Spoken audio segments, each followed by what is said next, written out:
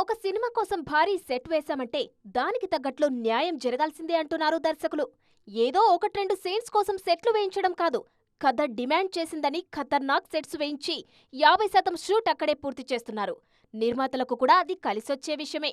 ఈ మధ్య రాజాసాబ్ షూట్ అంతా ఒక కోట సెట్లోనే పూర్తి చేశారు మారుతి. అప్పట్లో సెట్స్ అంటే గుణశేఖర్ గుర్తొచ్చేవాళ్లు.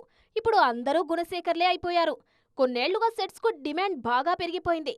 బాహుబలి నుంచి మొదలు పెడితే ఏ పెద్ద సినిమా తీసుకున్నా అందులో భారీ సెట్ కామన్ అయిపోయింది.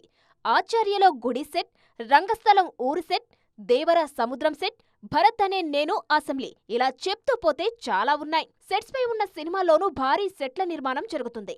తాజాగా ప్రశాంత్ నీల్ ఎన్టీఆర్ సినిమా కోసం 15 కోట్లతో భారీ సెట్ నిర్మాణం జరుగుతుంది. డ్రాగన్ కోసం హౌస్ సెట్ ఒకటి వేస్తున్నారు. ఇందులోనే మేజర్ పార్ట్ షూట్ ప్లాన్ చేస్తున్నారు నీల్. అలాగే పెద్ది సినిమా కోసం ఓ ఊర్ సెట్ నే వేశారు. అక్కడే మొన్నటి వరకు షూట్ చేశారు బుచ్చిబాబు. ప్రభాస్ సినిమా అంటేనే సెట్ వర్క్ కామన్ అయిపోయింది. రాజాసాబ్ కోసం 20 కోట్లకు పైగా ఖర్చు చేసి ఓ కోట సెట్ వేశారు. అలాగే SSMB 29 కోసం 50 కోట్లతో వారణాసి సెట్ నిర్మిస్తున్నారు. అక్కడే మేజర్ షెడ్యూల్స్ ప్లాన్ చేస్తున్నారు దర్శకధీరుడు. చిరు విశ్వంబర కోసం భారీ సెట్లు వేశారు. ఇక అఖండ 2లోనూ అద్దిరిపోయే సెట్లు దర్శనమివ్వబోతున్నాయి.